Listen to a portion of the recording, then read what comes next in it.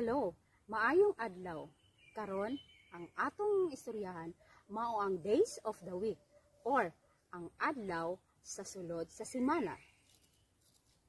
Una, Sunday, Domingo, Domingo, Monday, Lunes, Lunes, Tuesday, Martes, Martes, Wednesday, Miyerkules, Miyerkules,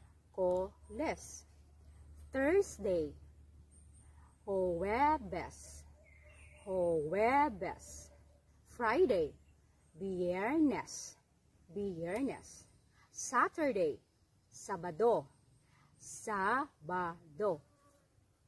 Daghang salamat.